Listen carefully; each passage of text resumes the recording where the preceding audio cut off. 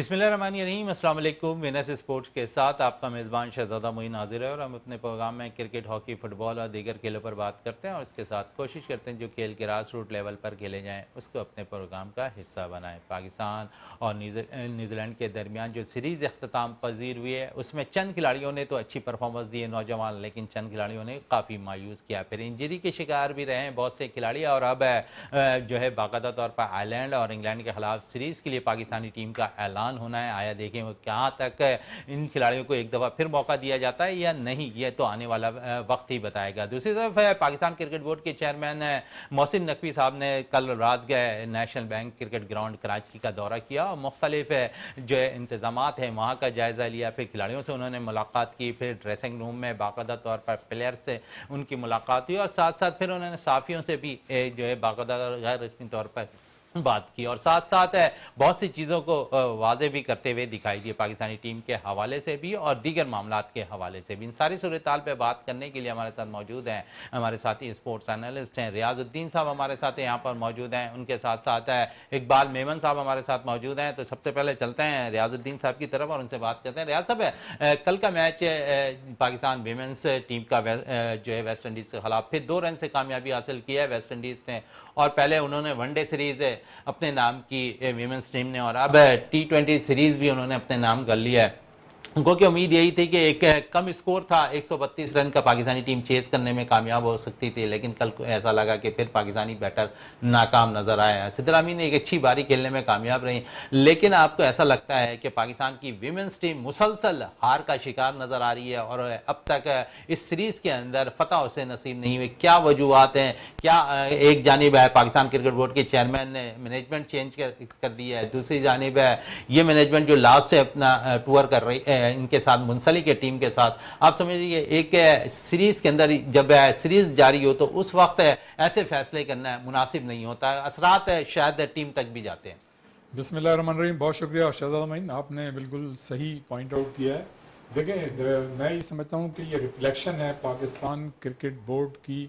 Policies का। गो कि Pakistan cricket board ने हालिया सालों में और हालिया महीनों में ख़वातीन क्रिकेट को बहुत ज़्यादा सपोर्ट किया और उसकी तरक्की के लिए मैं समझता हूँ कि बहुत सारे इक़दाम भी किए हैं। लेकिन ज़ाहिर है जब आप इक़दाम करते हैं तो वो असरात फ़ौरी तौर पे आपको नहीं मिलते। लेकिन जो आपने बात की कि पाकिस्तान की टीम की परफॉर्मेंस जो है वो आप ये देखें ना कि वो कहते हैं ना कि एक शेर है कि 2-4 कदम जब के लबे बाम रह गए, तो ये मुसलसल उनके साथ कई मैचेस में इस तरह की सूरत हाल हो रही है और ये वो चीज़ जाहिर करती है कि पाकिस्तान की जो वीमेंस टीम है उस पर भी पाकिस्तान की जो मेंस की टीम की जो परफॉर्मेंस है, जो उनकी परफॉर्मेंस में अनकन्सिस्टेंसी है और मतलब अनप्रेडिक्टेबल मतलब उनकी परफॉर्मेंस रहती है, वही कुछ मतलब मिजाज जो है हमारी कौमी वीमेंस क्रिकेट टीम का भी नज़र आ रहा है। आप ये देखें कि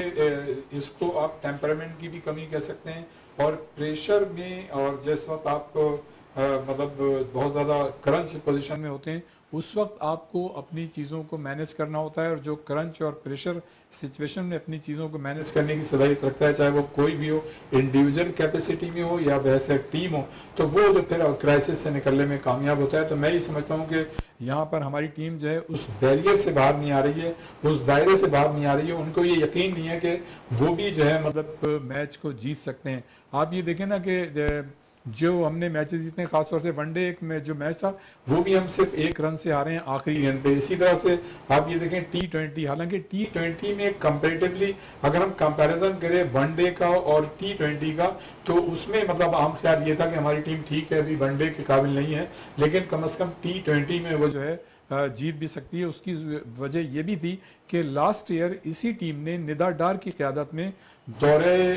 न्यूजीलैंड पे न्यूजीलैंड की टीम को उनके होम ग्राउंड, होम क्राउड और होम कंडीशंस में उनको शिकस्त देके बहुत बड़ा कारनामा अंजाम दिया था और एशिया की मतलब पाकिस्तान की टीम पहली टीम साबित हुई जिसने न्यूजीलैंड को न्यूजीलैंड में शिकस्त दी। तो मैं ये समझता हूँ कि अभी इसमें बहुत ज़्यादा काम करने की ज़रूरत है, लेकिन मैं ये कहूँगा कि हालिया सालों में और हालिया महीनों में जिस तरह से पाकिस्तान क्रिकेट बोर्ड ने वीमेंस टीम को सपोर्ट किया और उसकी तरक्की के लिए इकदाम किए, तो अब टीम को परफॉर्मेंस देनी चाहिए। लेकिन उसके साथ साथ मैं एक थोड़ा सा मार्जिन और प्रोविजन भी दूंगा हमारी वीमेंस टीम को कि हमारी वीमेंस वीमेंस टीम जो है, देखिए हमारी जो उम्र है ना वीमेंस टीम की, वो 10-15 साल से ज़्यादा नहीं है। लड़कियां मतलब आई, उनको बाकायदा लाया गया तो उन्होंने खेलना शुरू किया। अच्छा, फिर ये कि अगर आप इंग्लैंड को ले लें, न्यूजीलैंड ले लें, ऑस्ट्रेलिया ले लें, तो उनकी तो हिस्ट्री है 100 साल पुरानी कि वो मुस्तकिल खेलती चली आ रही है। फिर ये कि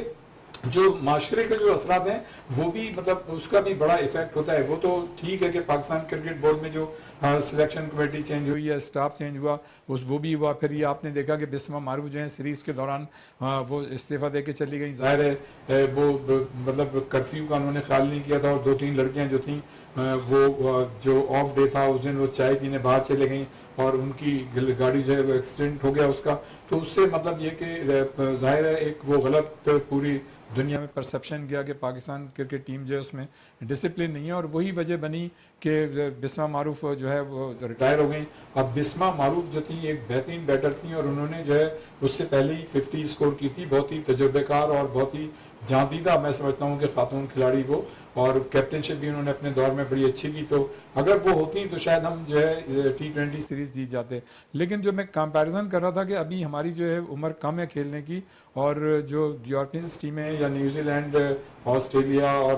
वेस्ट इंडीज़ वगैरह, इनकी उम्रें जो हैं बहुत ज़्यादा, इनकी कंट्री में कई बरसों से जो है क्रिकेट हो रही है। फिर ये कि वहाँ जो मतलब बाकायदा ख़वातीन को पूरी आज़ादी है, ग्रास रूट से लेके हर सतह पर उनको खेलने के मौके हैं, उनके घर के करीब, उनके टाउन में भी, तो उनके लिए कोई ऐसा मसला नहीं है। हमारे यहाँ जो है बच्चियों को आप ये देखें कि अगर वो मोहल्ले में खेलना चाहें वहाँ नहीं खेल सकती, किसी मतलब बच्चों के साथ खेलना चाहें वहाँ नहीं खेल सकती। मेरे ख्याल से 1-2 कोई वालिदैन होंगे जो इजाज़त देंगे कि ठीक है आप जो है बच्चों के साथ खेल लें, बॉयज़ के साथ खेल लें, लेकिन ऐसा हमारा कोई कल्चर नहीं है। और उस कल्चर की वजह से भी हमारी ख़वातीन की टीम में वो जो एक जो आपने देखना चाहिए, जो एक बॉडी लैंग्वेज होनी चाहिए, वो मेरे ख्याल से बॉडी लैंग्वेज जो है नज़र नहीं आ रही है। तो ये भी एक मतलब थोड़ा सा सेटबैक है हमारी टीम के साथ, और वो माहौल हमें मैं समझता हूँ फराहम करना होगा, और हमें हर इलाके में ख़वातीन के लिए कम से कम कुछ नहीं तो एक इंडोर स्टेडियम हर इलाके में बना दें, ताकि ख़वातीन शाम को जाके अपनी हेल्थी एक्टिविटीज़ में शरीक हो सकें। यहाँ तो ख़वातीन अगर कोई क्रिकेट खेलना चाहती है तो उनके लिए क्लब ही नहीं है, क्रिकेट का माहौल ही नहीं है। वो तो पाकिस्तान क्रिकेट बोर्ड ने मतलब इस तरह से मैनेज किया है और इस तरह के मामला किए हैं कि ख़वातीन जो है क्रिकेट में आने लगी हैं। तो हमें इस चीज़ को रियलाइज़ करना चाहिए कि हमारे यहाँ जो मतलब इंग्लैंड या वेस्ट इंडीज़ या न्यूजीलैंड, ऑस्ट्रेलिया को अगर हम देखते हैं जो वहाँ ख़वातीन को आज़ादी है खेलने की, ज़ाहिर है वो हमारे यहाँ नहीं है। तो उसकी वजह से भी मैं समझता हूँ कि ये लैक आता है और हमारी टीम की परफॉर्मेंस हो नहीं रही जैसा कि आप कह रहे थे। लेकिन शहजादा अब जो है पाकिस्तान की टीम जो है उसे वर्ल्ड कप के लिए क्वालिफाई करना है। अभी तो पाकिस्तान वीमेंस टीम की 5वीं पोजीशन है, लेकिन जो इंग्लैंड जा रहे हैं अगर वहाँ पे ये निस्बतन बेहतर परफॉर्मेंस पेश करते हैं और पॉइंट्स लेते हैं तो ये वर्ल्ड कप के लिए क्वालिफाई कर सकेंगे। गो कि अभी जो है वर्ल्ड कप की दौड़ से हमारी वीमेंस टीम बाहर नहीं हुई है, लेकिन इंग्लैंड की टीम जो है, इंग्लैंड की जो सीरीज़ है वो निस्बतन सख्त होगी, इसलिए कि जब आप होम ग्राउंड, होम क्राउड और होम कंडीशंस में अगर आप वेस्ट इंडीज़ के खिलाफ नहीं जीत सके तो जाहिर है उसके असरात जो है उस सीरीज़ पे ही पड़ेंगे। लेकिन मैं समझता हूँ जैसे वेस्ट इंडीज़ के खिलाफ अभी 2 मैचेस आपके बाकी हैं, तो अगर आप मतलब ये दोनों मैचेस जीत जाते हैं तो फिर एक अच्छा तासुर जाएगा और उसमें फिर एतमाद भी आएगा हमारी खिलाड़ियों में, और फिर वो मज़ीद आगे अच्छी परफॉर्मेंस का मुजाहरा कर सकती हैं। चलिए मज़ीद अच्छी परफॉर्मेंस का मुजाहरा कर सकती हैं। इकबाल साहब, पाकिस्तान क्रिकेट टीम की थोड़ी बात कर रहे हैं। टीम का ऐलान होना है आयरलैंड और इंग्लैंड के खिलाफ, और फिर वर्ल्ड कप के लिए। वर्ल्ड कप के लिए तो अब बाकायदा ये कहा गया है कि 2 हफ्ते के बाद वर्ल्ड कप की टीम का अनाउंस होगा, लेकिन उससे कबल हमने 2 सीरीज़ के लिए टीम को अनाउंस करना है। हालिया पाकिस्तान की कारकर्दगी न्यूजीलैंड के खिलाफ आपने देख ली, नौजवान खिलाड़ियों को मौका हमने फराहम किया, लेकिन वो शायद है इस परफॉर्मेंस नहीं दे पाए कि जिसके बेस पे शायद उन्हें अगली सिलेक्शन और फिर वर्ल्ड कप जैसे बड़े इवेंट के लिए उन्हें दस्तयाब हो। और साथ साथ अगर हम बात करें तो इस सीरीज़ के अंदर हमने जो है 2 से 3 प्लेयर्स इंजरी का शिकार भी रहे। फिर ऐसा लगता था कि पाकिस्तानी टीम न्यूजीलैंड की B क्लास टीम के सामने भी बहुत छोटी नज़र आ रही है, और फिर ऐसा हुआ कि पाकिस्तान के खिलाफ वो सीरीज़ बराबर करने में कामयाब रही। आप समझ रहे कि इंग्लैंड और आयरलैंड के खिलाफ जो सीरीज होनी है, यहां पर हमने 18 खिलाड़ियों का अनाउंस किया हुआ था, क्या वो बेहतर चॉइस थे पाकिस्तान के? देखें, इनिशियली तो वो बेहतर चॉइस थे, लेकिन ये कि अगेन आप जब ट्रायल एंड एरर बेसिस पे आप देखते हैं तो कुछ खिलाड़ी क्लिक नहीं करते, तो फिर आपके पास मौका है इस वक्त आयरलैंड और इंग्लैंड में कि ताकि जो है वहाँ पे इनिशियली अगर 1-2 मैचेस आपको वर्ल्ड कप से पहले मिल जाते हैं और उसके बेसिस पे आप उनको सेलेक्ट करते हैं अपने बॉयज़ टीम को, तो वो ज़्यादा बेहतर है। और हम अपने पिछले प्रोग्रामों में भी ये जिक्र कर चुके हैं कि अगर पीसीबी जो है वो वर्ल्ड कप के लिए अलग से सिलेक्शन करती है तो वो उसके लिए ज़्यादा बेहतर होगा। और ये है कि इंग्लैंड और आयरलैंड का जो हमारे पास मैचेस है तो वो एक ब्लेसिंग इन डिस्गाइज है, और हम अपने जो भी डिज़ायर्ड प्लेयर्स हैं उनको हम कोशिश करके वहाँ पे खिलाएं। और हम समझते हैं कि अगर हम वर्ल्ड कप में उनको लेके जाएंगे तो आपको एक तो उनकी फिटनेस और दूसरा ये है कि उनका फॉर्म जो है वो भी अगर बेहतर हो जाता है तो फिर मेरा ख्याल है कोई मुज़ायका नहीं है कि अगर आप उनको वर्ल्ड कप में ले जाएं। तो मैं समझता हूँ कि ये बहुत ज़बरदस्त मौका होगा और ये खिलाड़ियों को जो है वहाँ पे मौका दें। हम थोड़ा सा इस पे फीमेल की भी जो है गुफ्तगू आप राजुद्दीन साहब ने बहुत ज़बरदस्त कही, और वाकई इंस्पाइट ऑफ और डिस्पाइट ऑफ फैसिलिटीज़ और जो है ना हमारी फीमेल ने, मैं उसको जो है पॉजिटिव वे में देखता हूँ, क्योंकि मैं समझता हूँ कि इतनी मतलब जो है प्रोफेशनल टीम जो वेस्ट इंडीज़ की है, और हमने पिछले प्रोग्रामों में भी इसका जिक्र किया था कि हमारी टीम और उनकी टीम में जो फ़र्क है वो है प्रोफेशनलिज्म का। और दूसरी बात ये कि हम मतलब है कि थोड़ा सा इमेच्योरिटी की वजह से लाइन क्रॉस नहीं कर सक रहे। एक मैच में आपने देखा कि उनको 3 रन चाहिए थे और थर्ड मैन पे कोई बंदा नहीं था, और अभी भी जो कल का मैच हुआ है उसमें भी हम जो है 1 रन से जो है हार गए। तो मैं समझता हूँ कि मैं तो मतलब मुझे तो पॉजिटिव्स नज़र आ रहे हैं। और जिस तरह रियाजुद्दीन साहब ने कहा कि हमें 15 साल हुए हैं कि फ़ीमेल की क्रिकेट को, और मगर ग्रेजुअली हम देख रहे हैं कि बहुत जल्दी पिक कर रही हैं, और ये है कि आगे चल के जो है बेहतर कारकर्दगी दिखाएंगी। और मैंने जो भी मैचेस जो है जिनके बारे में देखा है, पढ़ा है, तो मैं उसमें पॉजिटिव हूँ, और मैं समझता हूँ कि हमने जो है हमारी जो कॉम्बिनेशन है और जितनी हमारी कैपेबिलिटी है हमने उससे बहुत ज़्यादा अच्छा किया है, डिस्पाइट ऑफ जो भी प्रॉब्लम्स हैं पीसीबी के और सिलेक्शन कमेटी के। और हमने इस चीज़ का भी जिक्र किया था कल के प्रोग्राम में कि अगर हमने फीमेल कोचेस को रखा जाए, और जिसमें जो है उरूज मुमताज़ हैं और कायनात हैं और आप की सना मीर हैं, और फिर अगर जो हमारी एडमिनिस्ट्रेटिव वो है सेटअप्स हैं उसमें अगर हम आलिया रशीद को भी रखते हैं तो मैं समझता हूँ कि फ़ीमेल ज़्यादा कंफर्टेबल होंगी और इस तरह के प्रॉब्लम नहीं होंगे जिस तरह के हुए हैं कि बिस्मा मारूफ और दूसरी खिलाड़ियों के जो प्रॉब्लम्स हुए हैं, तो उनको भी हम मेंटोरिंग करने में जो है वो आसानी हो जाती, और ऐसे खिलाड़ी छोड़ के ना जाएं जो है मिड इवेंट्स के दौरान, तो ये चीज़ें अच्छी चीज़ नहीं है। बाकी ये कि मैं समझता हूँ कि मैं हर चीज़ को पॉजिटिव देखता हूँ, बॉयज़ का भी और गर्ल्स का भी, लेकिन ये है कि बॉयज़ को हमें क्योंकि हम बहुत सालों से खेल रहे हैं और हमारे हाई बेंचमार्क्स हैं, उनको बहुत मेहनत करनी पड़ेगी, क्योंकि इस दफ़े बहुत सारे खिलाड़ियों को जिनको इन किया गया, जिसमें साइम अयूब हैं, उस्मान खान है, वो तो टोटली फ्लॉप हो गए, और बाकी इरफान की एक आध इनिंग्स जो है वो उसमें वो कामयाब हुए। बाकी हमने देखा कि वही जो सीनियर खिलाड़ी हैं हमारे, उन्होंने ही कामयाबी की तरफ जो है वो हमें लेके गए, जिसमें शाहिनशाह अफरीदी हैं, मोहम्मद आमिर ने 2 इनिशियल मैचेस बहुत अच्छी बॉलिंग कराई, इसमें थोड़े से फ्लॉप नज़र आए, लेकिन आखिरी ओवर बड़ा अच्छा कराया जिसमें 2 रनआउट्स हुए। बाबर खुद बैटिंग कर रहे हैं, फ़ख्र कर रहे हैं, तो हमें चाहिए कि दूसरे खिलाड़ी जो हैं उनकी तरफ से भी हमें जो है वो स्कोरिंग होती हुई नज़र आनी चाहिए अगर हम वर्ल्ड कप में जा रहे हैं, क्योंकि ये फिर वही कंडीशन हो जाएगी जो 92 के वर्ल्ड कप में, जहाँ पे इमरान और जावेद बैटिंग करते हुए नज़र आएंगे और इंजमाम जैसा यंगस्टर कोई एक आध इनिंग्स खेल ले, एक आध इनिंग नजर आ जाएगा। चलें, ये तो वो बात हो गई न्यूजीलैंड के खिलाफ सीरीज के हवाले से, फिर इंग्लैंड के खिलाफ और आयरलैंड के खिलाफ जो टीम जानी किन खिलाड़ियों के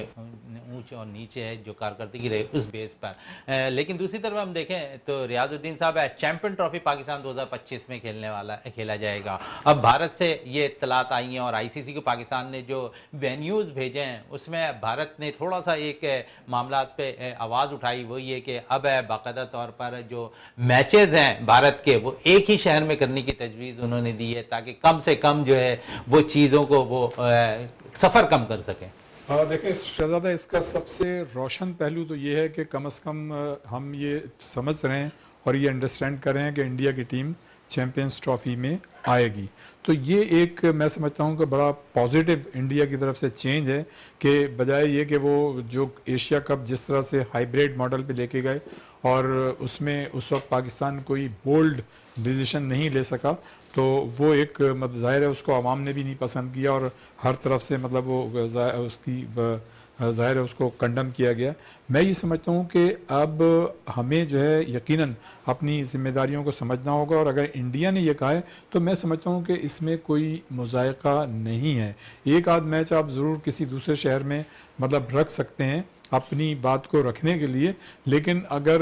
एक ही शहर में मैचेस हो जाएं तो उसमें भी कोई बात नहीं है। इसलिए कि देखें ये एक डेड लॉक अगर निकल गया और अगर ये बर्फ़ मतलब इस तरह से पिघल गई तो मैं ये समझता हूँ कि दोनों मुल्कों की जो ताल्लुकात के हवाले से भी और स्पोर्ट्स के खुसूसन क्रिकेट के हवाले से भी ये एक बड़ी हौसला अफजा चीज़ होगी और इसको सराहा जाएगा। देखें पाकिस्तान ने तो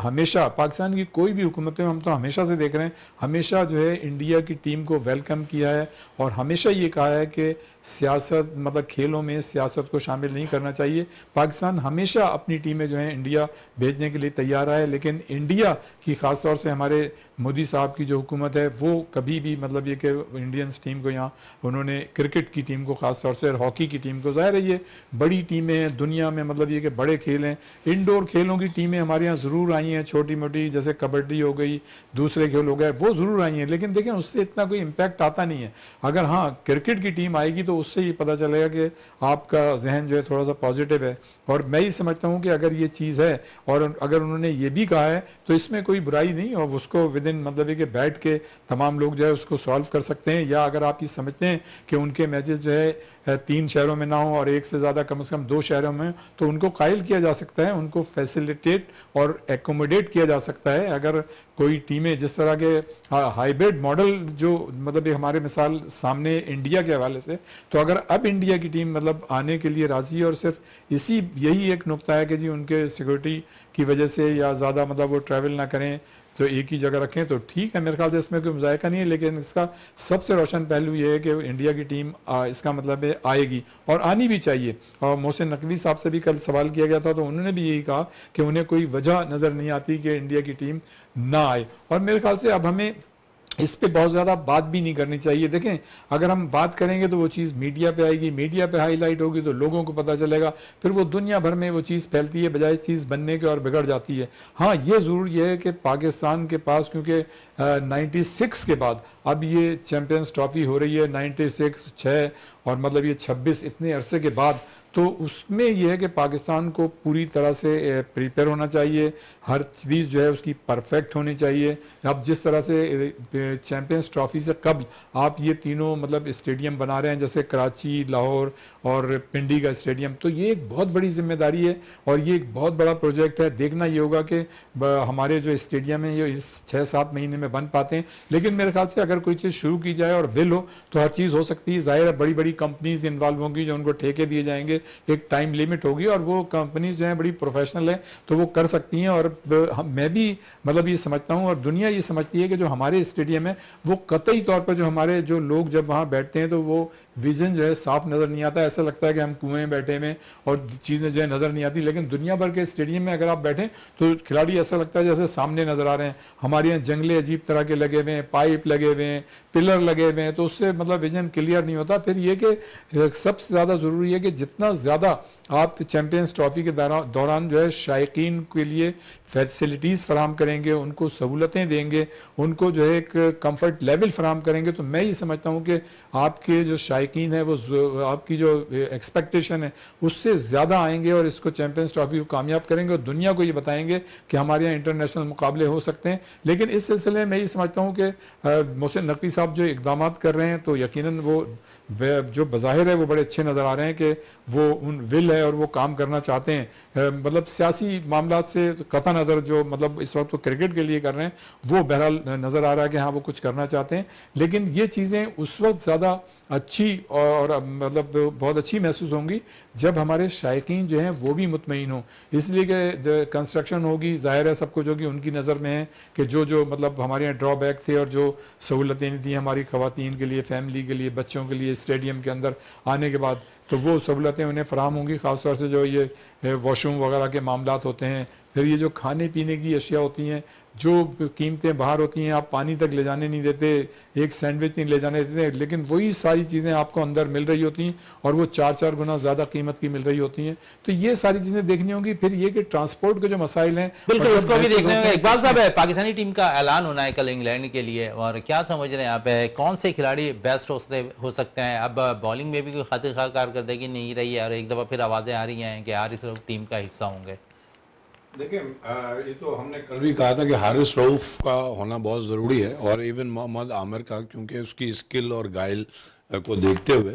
और बॉलर्स हमारे इतने बुरे नहीं गए। ये है कि ठीक है, ऑल ऑफ अ सडन कहीं जो है स्कोर हमारा इतना ज़्यादा नहीं था, 178 एक कॉमन स्कोर रहा है, तो इस वजह से मैं समझता हूँ कि हमारे बॉलर्स जो हैं वो उनको रोक नहीं पाए। लेकिन ये है कि मैं समझता हूँ इंग्लैंड और आयरलैंड का जो मैचेस हैं, और वहाँ पे हमारे खिलाड़ी जो है वो एक फॉर्म भी आ जाएगा और एक कॉन्फिडेंस लेवल भी आ जाएगा, और वर्ल्ड कप के लिए तैयार भी हो जाएंगे। हारिस रऊफ की भी इंजरी थी और शाहिन शाह भी वापस आ रहे हैं, और खुशाइन बातें हैं ये कि ये जो है खिलाड़ी अपना फॉर्म जो खो चुके हैं वो आ जाएंगे। बाकी रहा साइम अयूब और उस्मान खान, उसके लिए we can keep the fingers cross, और ये है कि जस्ट होप कि अल्लाह करे कि वो कामयाब हो। और बाकी अगर एक दो और कोई 18 में रह गए हैं तो उनको भी मौका मिलना चाहिए, क्योंकि काफ़ी सारे मैचेस हैं, और जब इन दोनों खिलाड़ियों को इतना मौका मिला है तो दूसरों को भी मिलना चाहिए। और ये है कि हमारी जो बॉलिंग लाइन है उसमें तो हमारे पास खिलाड़ी बहुत हैं, मतलब है कि 5 नहीं तो 6 फास्ट बॉलर भी 18 में जा सकते हैं। तो मगर ये कि वर्ल्ड कप की जो टीम है उसमें 15 से ज़्यादा मैं समझता हूँ कि नहीं लेके जा सकते। तो हारिस रऊफ की जगह बनती है, वो डेथ ओवर में बहुत अच्छी जब बॉलिंग कराते हैं, और काफ़ी क्विक भी हैं, उनके क्विक होने से बहुत फ़ायदा होता है। और स्पेशली जब ये नए वेन्यूज़ हैं न्यूयॉर्क वगैरह में, तो वहाँ पे बॉल उड़ती हुई नज़र आएगी। बाकी ये कि वेस्ट इंडीज़ में हो सकता है कि डोसाइल पिचेस हो, लेकिन बारबाडोस जहाँ जो है फास्ट बॉलर्स को हमेशा फ़ायदा हुआ है, तो वहाँ पे भी चांसेस हैं। और ये है कि आपको मतलब है कि एक एक्सपीरियंस और यूथफुल खिलाड़ी सबका बैलेंस एक बनेगा। विकेट कीपिंग के लिए मैं अभी भी यही कहूँगा कि मोहम्मद रिजवान ठीक है, अब ज़्यादा जो है इनको वो नहीं करने चाहिए,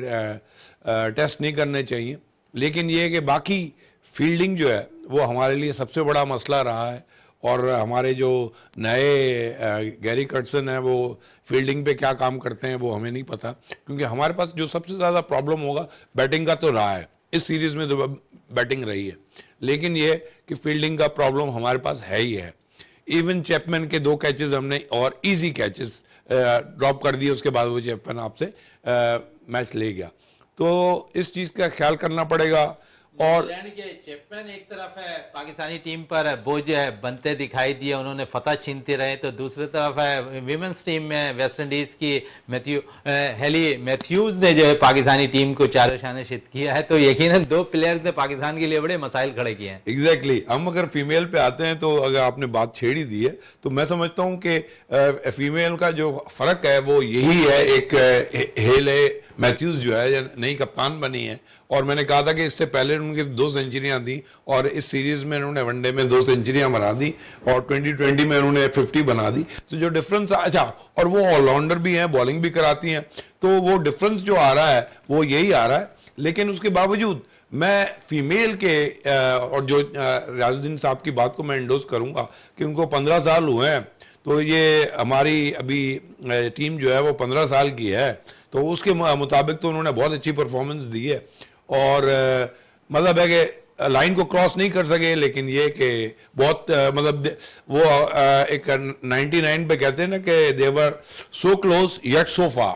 तो यही कंडीशन हुई है इनके साथ, बदकिस्मती है, हो सकता है कि अगर 1-2 रन का फर्क पड़ जाता तो ये लोग जीत भी जाते। बाकी ये है कि हमारे पाकिस्तानी खिलाड़ी जो हैं उन्होंने तो मतलब है कि खुद ही आ बैल मुझे मार वाली बात है, कैचेस इजी ड्रॉप कर दिए और नसीम शाह जैसा और क्लोज और इजी कैच उसको आप ड्रॉप कर दें तो ये या तो ओवर कॉन्फिडेंस हो गए थे या फिर मतलब है कि कहीं ना कहीं ऐसी कोई एंजाइटी है इनको तो हार गए। हालांकि ये सीरीज हम इजीली जीत सकते थे और बाबर की कमेंट्स जो आई हैं उसके मुताबिक हमने जो जीती भी हैं वो भी बड़े मार्जिन से नहीं जीती, तो हमने स्कोर में 20-25 रन जो है वो शॉर्ट ही रहे हैं। तो मैं समझता हूं कि ये चीज़ हम बाबर की उस पर हम समझते हैं कि वर्ल्ड कप में हमें इस चीज़ को ख्याल रखना पड़ेगा। बाबर तो अब T20 रैंकिंग में भी अच्छे नंबर पर आ गए हैं, एक दर्जा ऊपर आ गए हैं, रिजवान तीसरे नंबर पर आ गए हैं। तो क्या कहेंगे बाबर की रैंकिंग के हवाले से और फिर रिजवान की जिस तरह पोजीशन आई है अब तीसरी? देखिए रिजवान को इतने मौके नहीं मिले और मतलब पूरे मैचेस भी नहीं खेले क्योंकि अब हर मैच में तो बाबर ने भी वो नहीं किया और रिजवान अगर खेलते रहते तो शायद वो भी अपनी रैंकिंग में बरकरार रखते। मगर ये कि देखिए मैंने वही कहा कि हमारे जो प्रोफेशनल क्रिकेटर्स हैं और जो सीनियर हैं उन्होंने ही स्कोर किया है, जिसमें बाबर हैं, फ़खर है और रिजवान को मौका मिलता तो वो भी करते। तो बाकी इफ्तिकार से भी हमें मायूसी हुई है अभी तक तो। और मैं एक कमेंट्स पढ़ रहा था कि इफ्तिकार ने इनिंग्स तो बहुत अच्छी खेली हैं लेकिन सक्सेस दिलाने में वो भी इतने कामयाब नहीं रहे। तो मैं समझता हूँ कि सोल सर्चिंग। अच्छा, इस सीरीज के अंदर इमरान खान नियाजी अनफिट ज़रूर हो गए लेकिन एक इमर्जिंग प्लेयर की हैसियत से जिस तरह उन्होंने PSL में 35-40-50 रन की बारी खेली है, इसी तरह उन्होंने पाकिस्तान की नुमाइंदगी जब उन्हें T20 कैप मिली तो उन्होंने भी वही अपना रखा रवैया जिस तरह PSL में रहे थे वहाँ पर भी उन्होंने 35-40 रन की बारी खेल रहे थे, यहाँ पर भी 35-40 रन की बारी खेलते दिखाई दी है। फिर अनफिट हो गए और बकिया मैचेस से आउट भी हो गए। आप समझ रहे हैं दौरे इंग्लैंड और आयरलैंड के लिए उनका इंतखाब नज़र आ रहा है। डेफिनेटली देखें सिलेक्शन कमेटी के जो मेंबरान होते हैं उनकी आंख होनी चाहिए। जिस तरह इमरान खान ने इंजमाम को सेलेक्ट किया था और जिस तरह मैंने कहा था कि वो बीमार था और उसको पुश किया था, तो इमरान खान न्याजी ने एक चीज़ हमें शो कर दी कि एक सेमी इंटरनेशनल जो हमारी प्रीमियर लीग थी उससे खेलते हुए वो इंटरनेशनल में आया तो उसकी कोई एंग्जाइटी नहीं है, वो कॉन्फिडेंस लेवल उसके पास है, एक कुदरत ने उसको दिया है। तो और दूसरा ये कि वो ऑलराउंडर भी है, तो इस वजह से मैं समझता हूँ कि ये तो बहुत ज़बरदस्त खिलाड़ी है और सिलेक्शन कमेटी को चाहिए कि भाई एक आध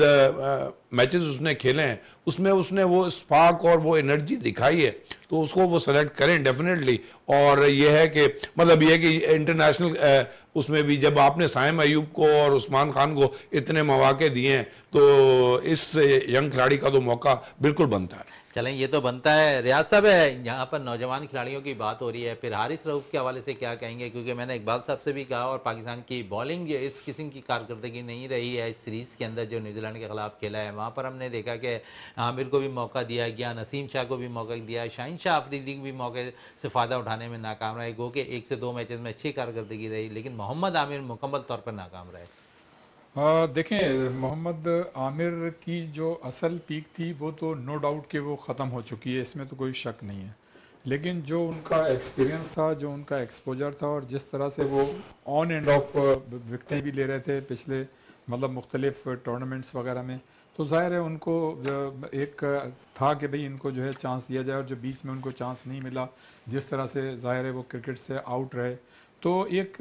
उनका सॉफ्ट कॉर्नर था बाज़ लोगों के लिए कि उनको जो है टीम में वापस आना चाहिए। असल में हमारे यहाँ कोई सिस्टम नहीं है, कोई तरीक़ाकार नहीं है। जो फ़र्स्ट क्लास क्रिकेट होती है, जो डोमेस्टिक क्रिकेट होती है, उस पर हम कतई तौर पे तवज्जो नहीं देते, हम उसको हम इग्नोर करते हैं और हम जो है फ़ौरी तौर पे अगर कोई टूर्नामेंट हो रहा है जैसे PSL हो रही है या कोई और टूर्नामेंट हो रहा है और उसमें किसी ने कोई बहुत अच्छी परफॉर्मेंस पेश कर दी तो हम जज्बाती हो जाते हैं, उसको ले लेते हैं। जितने भी फ़ैसले हमारे हैं वो ऐसा लगता है कि सारे फ़ैसले जो है एडॉक बेस पे होते हैं, तो उस वजह से ये प्रॉब्लम आते हैं। तो मैं ये समझता हूँ कि जिस अरसे में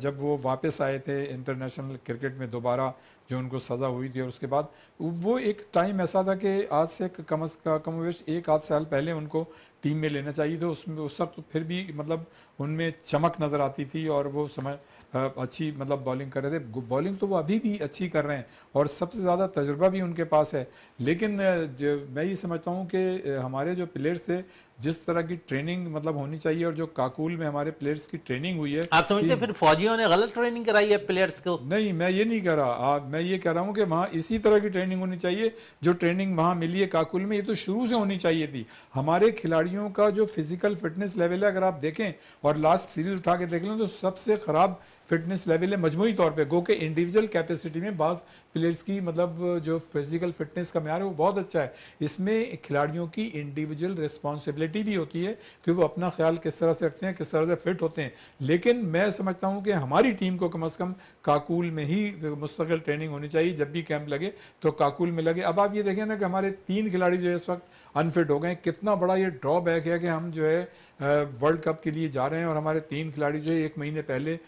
वो अनफिट हो गए। दुनिया में कहीं ऐसा नहीं होता। इसका मतलब ये है कि जो ट्रेनिंग हमें शुरू से मिलनी चाहिए थी वो ट्रेनिंग नहीं मिली, और जो ट्रेनिंग मतलब सही हुई तो वो हमारे खिलाड़ी उसको बर्दाश्त नहीं कर पाए, और जो सस्टेन कर पाए वो ज़ाहिर है टीम में है। तो मैं ये समझता हूँ कि ये ट्रेनिंग जब भी कोई बड़ा इवेंट हो, बिल्कुल इसी तरह की ट्रेनिंग होनी चाहिए। इकबाल साहब इसी पे कुछ कह रहे हैं जी। इकबाल साहब, मैं इस बिल्कुल मुत्तफिक हूँ जो रियाज साहब कह रहे हैं, लेकिन मैं एक चीज़ मैं ऐड करता अच्छा, चलूँ। एक सेकंड आप जरूर कहिएगा। मैं कहना ही चाह रहा था कि देखें काकुल जैसी ट्रेनिंग होनी चाहिए, चाहे आप वो एबटाबाद में रखें या आप कहीं भी रखें। काकुल जैसी ट्रेनिंग तो नहीं हो सकती ना सर। जो ट्रेनिंग वहां होगी उसके अलावा कोई ट्रेनिंग नहीं हो सकती। जो फौजी आर्मी हमारी जो ट्रेनिंग कराती है उससे आर्ट ट्रेनिंग हो नहीं सकती है। जी इकबाल साहब, मैं इस चीज़ पे आ रहा हूँ कि जो हम इस चीज़ पे पहले भी गुफ्तगू कर चुके हैं कि बाबर, इमाद वसीम और जो है मोहम्मद आमिर का मसला शुरू से भी रहा है। अभी उन्होंने कोशिश की है कि इंटैक्ट हो, लेकिन ये कि थर्ड मैच में हमें एक फ्रस्ट्रेशन नज़र आई मोहम्मद आमिर के एंड पे। देखें, मोहम्मद आमिर और मोहम्मद इमाद वसीम में फ़र्क है, लेकिन ये कि मोहम्मद आमिर इतने ख़राब बॉलर नहीं है जितने ख़राब नज़र आए, क्योंकि एक एंग्जाइटी, एक फ्रस्ट्रेशन होती है और एटीट्यूड जो बाबर का है। पहले मैच में उसने 2 विकेटें ली और उसको बाहर कर दिया, बिठा दिया। हालांकि मतलब ठीक है रोटेशन बेसिस पे, लेकिन 1-2 खिलाड़ी वो हैं जिनको आप वापसी में लेके आ रहे हैं, तो उनको जो है वो ट्राई करते रहें आप। तो मैं समझता हूं कि ये चीज़ हमें मतलब मैं एज एनालिस्ट मैं समझता हूं कि ये एक फ्रस्ट्रेशन थी, और उसके पास वो स्किल्स हैं, वो गाइल है जो वो आगे जाके आपको काम आ सकता है। लेकिन only thing is that he needs the pat at the back from the Babar as well as from the chairman कि बेटा आप अपना जो है मेहनत करते रहें। He is a too good a bowler to be left behind. इसमें मतलब आपकी बात को मैं आगे बढ़ाऊंगा। देखें, मैं ये समझता हूँ कि पाकिस्तान क्रिकेट टीम के कप्तान या जो भी मैनेजमेंट है उसने बड़ा गलत मैसेज दिया जब आपने इमाद वसीम को पहले वाले मैच में नहीं रखा। इसका मतलब ये है कि ड्रेसिंग रूम में कहीं ना कोई मतलब मामलात और मसाइल हैं, और अभी भी ऐसी चीज़ें देखें। जब आप ज़ाहिर है सामने आते हैं, ग्राउंड के अंदर आते हैं, तो आपका बॉडी लैंग्वेज ज़ाहिर है वो शो करना होता है दुनिया के लिए कि आप में वो चीज़ें नहीं है। लेकिन मैं समझता हूँ कि इमाद वसीम को पहले मैच में शामिल ना करके एक गलत मैसेज दिया, और ये दुनिया को पता है, सबको पता है कि बाबर आजम और इमाद का प्रॉब्लम है, इसी तरह से बाबर आजम और आमिर का प्रॉब्लम है। इसमें ये ज़रूरी नहीं है कि सारी गलती बाबर आजम की है, लेकिन उनको दोनों खिलाड़ियों को ये है कि खासतौर से इमाद वसीम को कि वो जो है अगर सिलेक्ट नहीं हुए गुज़श्ता टीमों में तो वो बाबर आजम की वजह से नहीं हुए। और दूसरे एक बात और भी है कि जब सरफराज को कैप्टनशिप से हराया था तो उस वक्त इमाद वसीम जो थे वो कप्तानी के मतलब मजबूत उम्मीदवार थे, उनको कप्तानी नहीं दी गई थी। तो उस तरह की चीज़ें चल रही थी। अब रह गई फर्स्ट वर्ल्ड कप की जो टीम है, तो मैं ही समझता हूँ कि कमोबेश खिलाड़ी तो आपके यही रहेंगे, लेकिन बहुत बड़ी जिम्मेदारी आयद होती है हमारे खिलाड़ियों पे, बहुत बड़ी जिम्मेदारी होती है खिलाड़ियों की भी। और साथ साथ अगर हम देखें तो बड़ा अच्छा कमबैक करने के बाद यकीनन कप्तान की भी जिम्मेदारी होती है। उन खिलाड़ी को भरपूर तौर पर इस सीरीज के अंदर मौका देते, जिस तरह अमाद को उन्होंने लास्ट 2 मैचेस में दिए, आमिर को 2 मैचेस दिए। लेकिन दोनों ही वापसी हुई है काफ़ी अरसे के बाद टीम में और दोनों को मौके मुकम्मल मिलने चाहिए थे ताकि उनकी परफॉर्मेंस बिल्कुल वाज़ेह हो जाती है और कमबैक भी अच्छा होता हुआ दिखाई देता है। गो कि आमिर ने अच्छी परफॉर्मेंस दिखाई, अम्माद ने अच्छी परफॉर्मेंस दिखाई, 11 बॉलों पर 22 रन की बारी भी एक मैच में खेलने में कामयाब हुए वो। तो आप यकीनन इसमें खिलाड़ियों के साथ साथ अगर हम देखें तो कैप्टनशिप का भी बड़ा अहम रोल होता है जो अपने काम जो है बाकायदा प्लेयर से लेते हुए दिखाई देते हैं। इकबाल साहब, कप्तानी पे बात हो रही थी और कप्तानी अब बाबर के हवाले एक दफ़ा फिर की गई है, लेकिन सीरीज वो आपने देखा कि इसमें उस किस्म की झलक कप्तानी में उनकी नजर नहीं। देखिए, as a player, as a batsman तो वो अपनी परफॉर्मेंस दे रहे हैं, लेकिन वो जो ऑन द फील्ड जो कम्युनिकेशन है वो नज़र नहीं आ रही। कभी वो मोहम्मद आमिर को कहते हैं कि शाहिनशाह से गुफ्तगू करें, या कभी शाहिनशाह को कहते हैं कि वो मोहम्मद आमिर से गुफ्तगू करें, या दूसरे बॉलर्स को करते हैं, तो वो गुफ्तगू नज़र नहीं आ रही। ना आउट ऑफ बॉक्स वो कोई चेंज लेके आ रहे हैं, वो टोटली कन्वेंशनल खेल रहे हैं। और कप्तानी पे कल भी हमारी इसी बात पे गुफ्तगू हुई थी कि इमरान खान के साथ मतलब जो है हमारे रिस्पेक्टेड जावेद इकबाल साहब ने कहा कि उनकी 92 में टीम बहुत अच्छी थी, हालांकि वो टीम इतनी मजबूत नहीं थी 2-3 खिलाड़ियों के अलावा, जिसमें जावेद मियां खुद थे, Imran Khan as a batsman थे, और वसीम अकरम थे, आकिब जावेद थे और मुश्ताक थे। बाकी जाहिद फजल, अताउर रहमान, आमिर सुहेल और अपना रमीज राजा थे जो एक एवरेज खिलाड़ी थे। लेकिन ये कप्तान की क्वालिटी होती है कि वो कैसे लड़वाता है और अपने पास जो भी टूल्स हैं वो उसको मैदान में वो कैसे यूज करता है, और कहां से वो टीम जो है मतलब जो है कहीं अंदाजा भी नहीं था कि ये क्वार्टर फाइनल में आएगी, क्वार्टर फाइनल भी जीतती है, सेमीफाइनल में आती है और फाइनल में आ जाती है। बल्कि आपकी बात को आगे बढ़ाऊंगा, 92 का जो वर्ल्ड कप था, जब टीम जारी थी तो उस वक्त तो कंट्रोवर्सी हो गई थी शुरू, इसलिए कि जावेद मियांदाद को आप यहाँ छोड़ के चले गए थे, और जावेद मियांदाद मेरे ख्याल से जावेद मियांदाद ने खुद वो कोशिश की, वरना अगर उनकी जगह कोई और खिलाड़ी होता तो जो मतलब उनको डीमोरलाइज किया गया था और जिस तरह से उनके साथ सलूक किया गया था तो दूसरा खिलाड़ी नहीं जाता। लेकिन मैं समझता हूँ कि जावेद मियांदाद ने उस वक्त जो है जाती अना को पसे पुश डाल के कौमी मफाद में मतलब उन्होंने बड़ा फैसला किया, और वो जो है वाहिद मतलब क्रिकेटर थे जो टीम तो चली गई थी उसके जो है 2-4 दिन के बाद वो वहां पे ऑस्ट्रेलिया पहुंचे थे और उन्होंने एक्स्ट्रा ऑर्डिनरी परफॉर्मेंस की। और बिल्कुल इकबाल साहब ने एक्स्ट्रा ऑर्डिनरी परफॉर्मेंस दी थी जावेद मियांदाद ने। रियाज साहब, टाइम थोड़ा सा शॉर्ट है। इकबाल साहब आपका शुक्रिया, रियाज साहब आपका शुक्रिया। प्रोग्राम का अख्ताम करते हैं इस दुआ के साथ कि पाकिस्तान में खेल और खिलाड़ी तरक्की करते रहें और पाकिस्तान का सब जिलाली परचम दुनिया भर में रोशन रहे। इसी के साथ अपने मेज़बान शहजादा मोइन को इजाज़त दें। पाकिस्तान जिंदाबाद।